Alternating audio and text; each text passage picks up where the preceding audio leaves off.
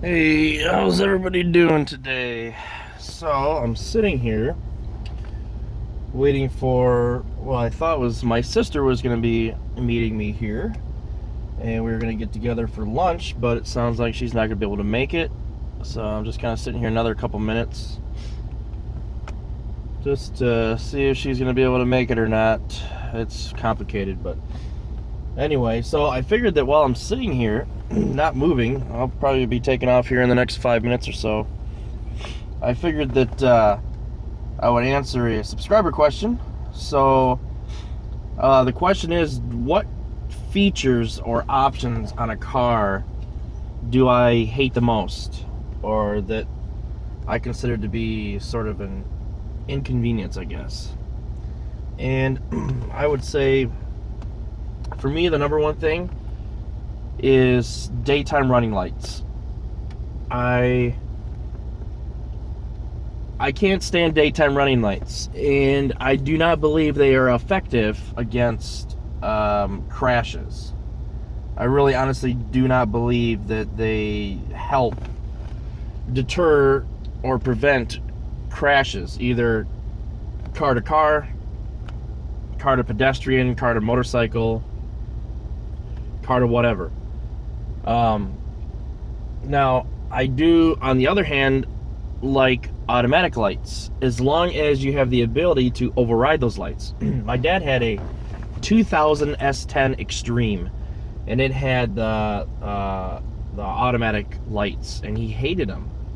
He hated them because, and granted, you know, this can happen no matter what, but after about a month, he had a headlight out, and he was pissed because he did a lot of daytime driving, and it just so happened that when he actually needed them,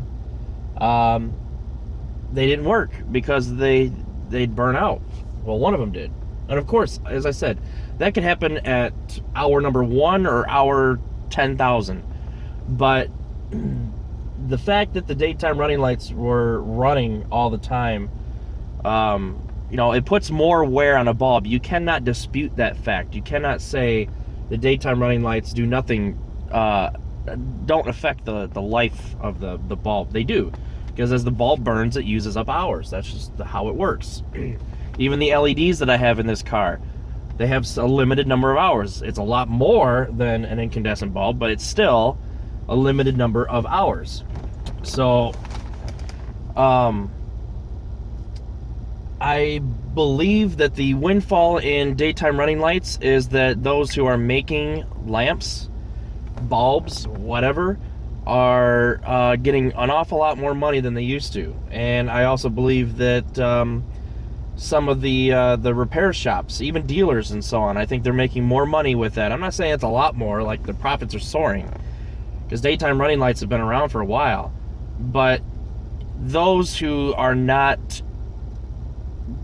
savvy in repairing things as simple as changing a light bulb, I'm not trying to sound, what's the word? Anyway, I'm not trying to say that if you can't do that, then you're stupid. What I'm saying is, a lot of the light bulbs now are really complicated to get to. And it's not what it used to be, where you could just reach in behind the headlamp assembly, twist it, and out it comes. Or you take a screwdriver, usually a Phillips head screwdriver, and you'd reach in there and you'd unscrew a screw and the whole assembly would come out. It's not that simple anymore. It's pretty complicated. So changing a light bulb, if you have to take it to a dealer, they're going to charge you not only probably a 200 or 300% markup on the bulb itself, but then they're going to charge you labor on top of that. And it's probably a minimum of 1/2 hour labor is my guess. I don't know. Maybe somebody can fill me in on that one. But the point is that just by having a bulb going out, they're able to make money on replacing the bulb. Now me, if one of my headlamps goes out, I just replace it. I know how to do that. And most people do know how to do that, but there are still people who don't. So you put more wear on something, and it's inevitable that it's going to burn out. So that means you have more people coming in sooner who need their bulbs replaced, their headlamps. So daytime running lamps, as far as I'm concerned, has been a nice little profit increase for not only the companies who are making the headlamps, but who are also the companies who are installing said headlamps. And I've read various studies, and this is actually really hard to do because you have to take two identical cars from two different years, one that has daytime running lights and one that does not, and you need to find statistical data on are there more frequent or less frequent crashes between the 2 years when one has DRL and one does not. And it's pretty difficult to do something like that because you don't know about the situation. You know, maybe the bulbs were burned out, maybe the person deactivated them. I mean, there's variables in there, but you know, you can get a good idea. And the various studies that I've seen is that for the most part, overall, the overall picture is that DRLs do not help in preventing collisions, crashes, fatalities, etc. They just don't. And when DRLs were first out, they would literally, the cars would literally have the lights on at what they call 7,000 candelera, something, whatever the word is anyway. And that would be almost full brightness or at full brightness for a headlamp. Well, over time they started reducing that down, and I think it's down to 1,500 or 1,000, something like that. So in the daytime they don't run nearly as bright, which is a fact because my DRLs don't run nearly as bright as they do at night. That's just the way that they're designed. They give you just a little bit more light, but even still, even when they're running at low power, they are burning and they are reducing their life. Their lifespan is decreased. So I think it's annoying that every time I get in the car, I have to turn them off during the daytime. Sometimes I remember to do that, sometimes I don't, but at least I can do that. There are some cars where you cannot do that, and it's actually pretty sad that that's the case.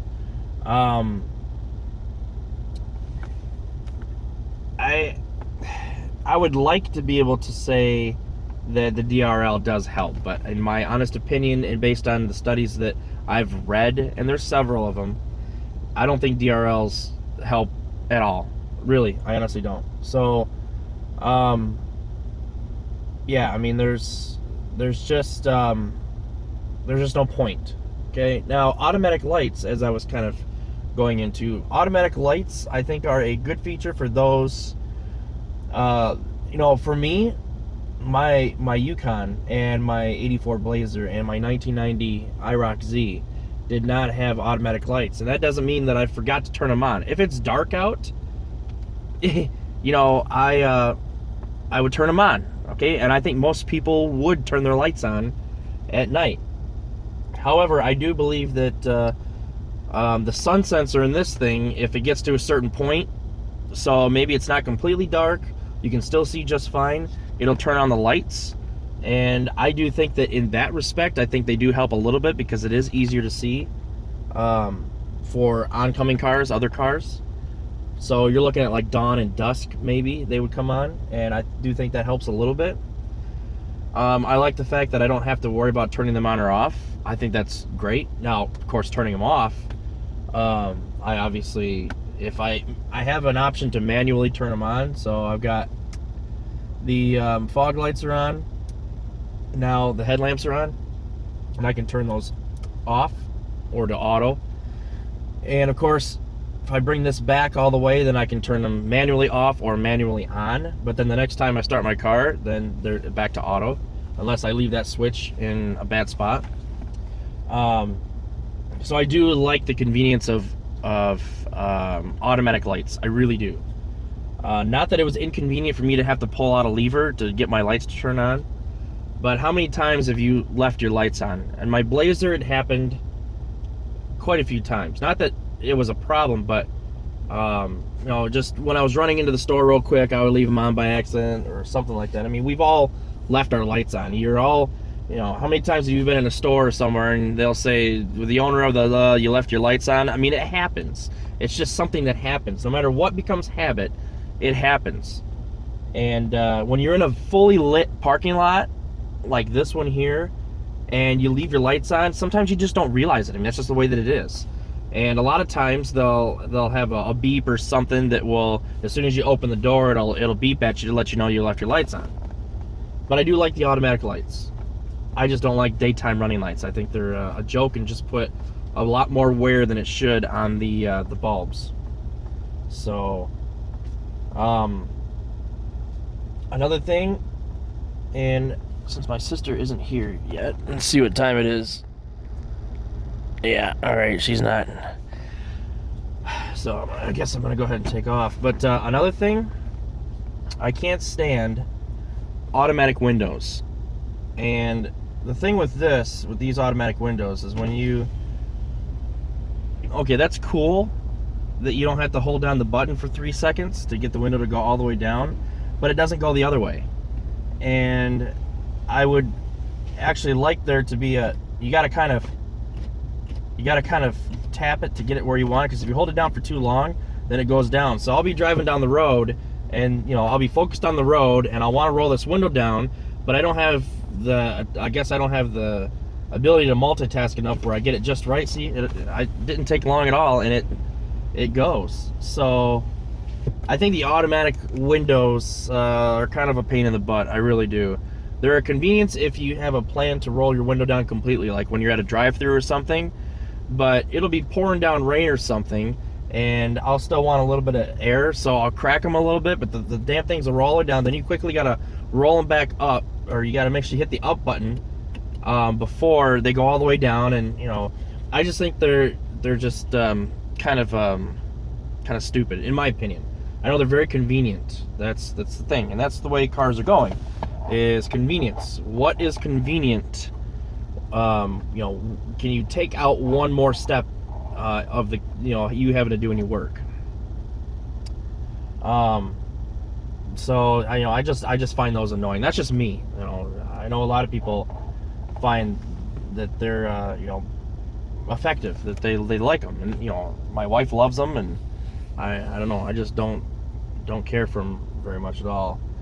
And I hate, and this is car dependent. This all depends on the car. But in this particular car, I hate the fact that the unlock all 4 doors, and you have to hold it down to the left in order to open the trunk. I end up just using the key fob, because why would you want to unlock all your doors in order to get the trunk to unlock? I just think it's stupid. I really do. Combining those two is dumb. So like I said, I use the key fob, because you put wear and tear on the locks on the doors you don't open. 95% of the time that I drive this car, I'm by myself. So why would I want to unlock all the rest of the doors? If I need to get groceries in the back or something like that, then I'll unlock the doors. But every time, like I set this thing, when I first bought this car, the automatic locks unlocked every door as soon as I put it in park. Well, I've got it set so it only does that. Not only does it only unlock this door, the driver door, but it will only unlock them when I actually take the key out of the ignition. Because there's a lot of times when I'll park, like now, I'm parked, I'm not leaving the car, so why should my door unlock just because I park? I don't know, I just think that feature's cool. If I use it all the time over here, but I hardly ever have a family in here, so why do I need to unlock all the doors? Why? And then, when I do have the family here, then I know that as soon as I turn it off, either my wife reaches over and unlocks all the doors, or I reach over and unlock all the doors. That's fine. But I do like the automatic locks, where it automatically locks the car. I do like that. I think that's very effective, security-wise, and it definitely beats manual door locks, where in the old days, you had, I can remember, my parents drove a 78 Dodge Diplomat. For those of you who don't know what that is, decent little car, had a straight 6. It was a Chrysler. Dodge Diplomat. And I'm gonna go ahead, it looks like I'm running pretty close here on time, so I'm gonna splice in another video here in a second while I drive, because I'm running out of room here. Alright, so it was a 1978 Dodge Diplomat, and it had manual doors all the way around. And I can remember some of the times that we'd be driving through kind of a bad neighborhood or bad area or whatever. I know we went through Detroit a couple of times to pick up whoever at the airport, and I can remember my mom would say, all right, everybody lock your doors.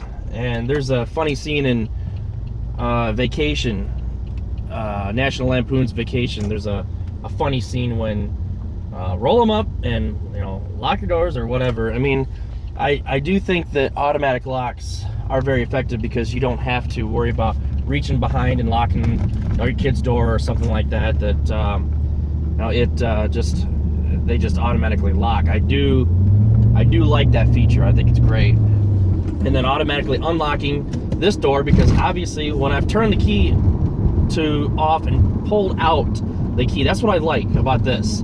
I can turn it to off and it's still not going to unlock that door.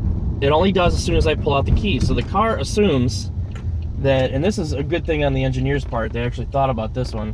The car assumes that when I pull the key out, I'm probably going to be leaving the car. So a great feature. I do honestly agree with that. And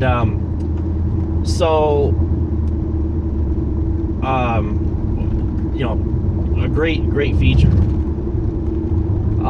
Chimes, I think they're annoying. I think they're really a pain. And, you know, for emergency situations or things like if you did leave your lights on, they're effective. But when you start your car, why does it have to beep 4, 5, 6 times? Why does it do that? That is the most annoying thing ever. I just can't figure out why. All cars do this. There's no car that doesn't do it that I know of. Maybe there are. But every time you put the key in the ignition and you start it, you get the 4 or 5 tones, or you get some other beeps and boops and all this other stuff. Why? What's the point?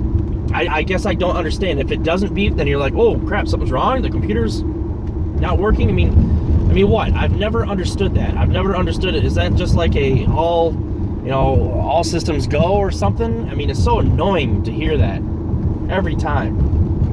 But let's say that you don't realize that your tire pressure in one tire is going. It's going to beep at you. Great. The chime will play, and that's a, whoa, what's going on here? Okay, so that's effective. You're running low on gas. Well, if you don't realize you're low on gas, I guess, then, okay, that's effective at reminding you that you're low on gas. Most of the time I know, because I'm always looking at my gas gauge, so I personally don't need that, but, you know, some people do, I guess. So, yeah, I mean, I think the chimes are really ridiculous and really annoying, but there doesn't seem to be any way to get rid of those, I guess. My phone, I can almost... I don't know if that's my phone that smells a little, I don't know, anyway, smells something. But anyways, so, yeah, I mean, I think the chimes are really, really annoying.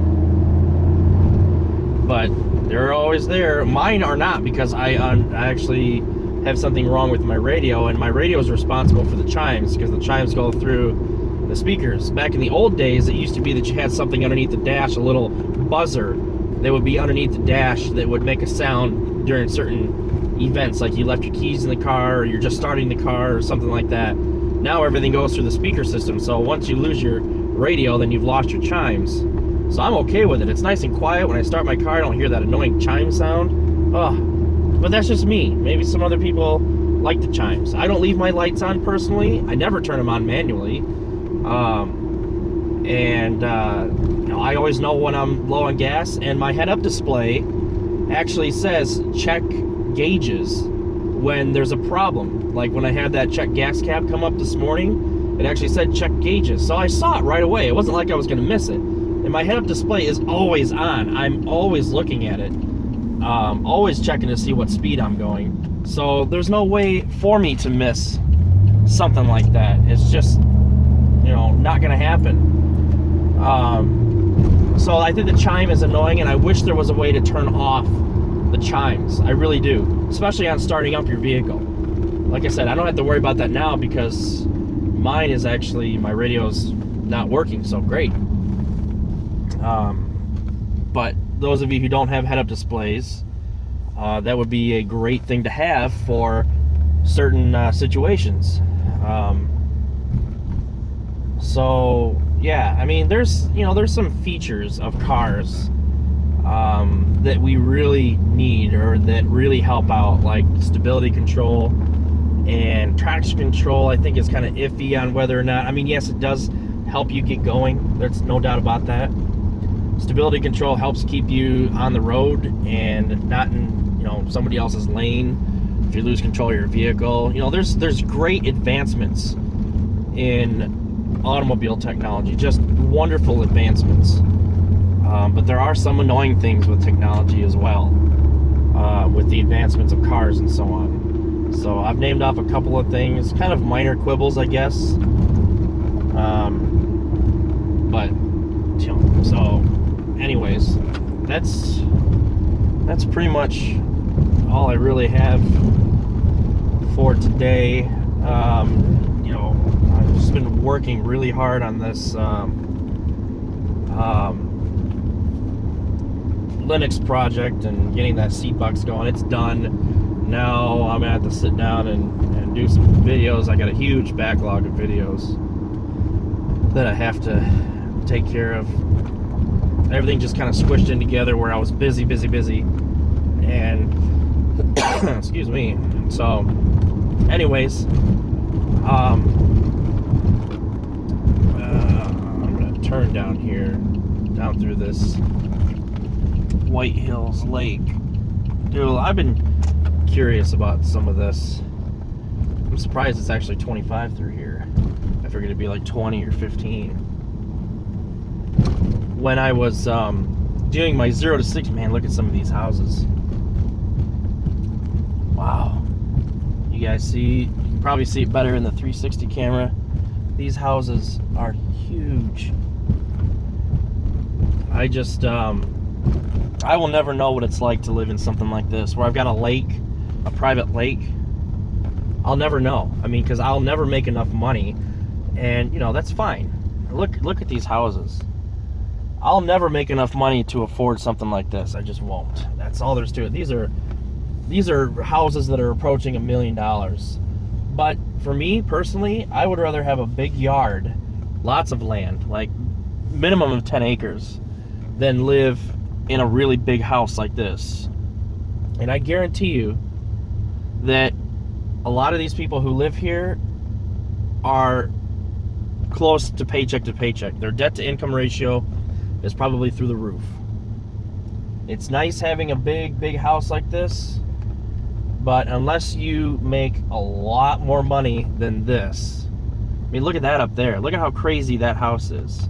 Look at that. That's nuts. There's probably 10 bedrooms in that house. That's crazy. Just crazy. But, that's to each their own. I'm not saying that it's wrong, that you shouldn't have a house like this. Everybody has a right to have this. And I'm not saying these people are any less of people because they have these homes. I'm just saying that, what's the point? They're nice. I would love to have one, but I think I would rather, I know, I would rather have land than a big house. I'd rather have a smaller house and have a lot of land sitting on that, or that the house is sitting. Look at this thing. Actually, I think that's, I could be wrong, but I think that might be Michigan State head coach house. He lives back in this neighborhood. Michigan State basketball coach, Izzo. Yeah, so, no, I think he lives on a Circle Drive back here. So, yeah, I mean, I just, I don't see the point in having all of this. They're nice, they're gorgeous, they're big, but look at the land that they're sitting on. But that's just me. Again, that's just me. I don't fault anybody here in this neighborhood, but I'm not jealous, honestly. To be honest, I'm really not. I mean, I'll never see any of this stuff unless I win the lottery. So there's no point in lusting after something that you know that you're never going to be able to afford. I've got goals in life. Kids always come first. I've got goals for owning, certain cars that are reasonably obtainable for me in my income bracket. So, when it comes to those things that I can actually honestly achieve, then yes, I do look forward to things like that, and I do lust for things like that. But when it comes to, you know, a super duper house that I'll never be able to afford, there's no point. There's absolutely no point in lusting over something like that. No point at all. Because I'll never get it. And I don't have a desire to get something like that. I really don't. So anyway, nice homes. Probably nice people. Don't have a problem with them or their neighborhood. It's just amazing how gorgeous those homes look and how much room they have. Just amazes me. But, you know, I'd rather have something like this up here. This great big piece of land over there with a house. Yeah, it's a smaller house, but it's got the land, and that's just me. Again, that's just me. I've seen some subscribers of mine who pull into driveways that are just with houses that are just gorgeous. And there's a little bit of a jealousy there on my part, thinking, okay, well, how did you get something like that? But quite honestly, I would much rather have this land, the trees, the grass, that stuff. So, yeah, I mean, cool. So I'm just about getting home here, and this has been a longer video than I expected, but we had fun, right? So I will definitely catch you guys all later. You all have a good day. Looks like it's gonna rain, and I did that by accident. So, shit, there we go. So anyway, I will catch you guys later then, okay? So take care.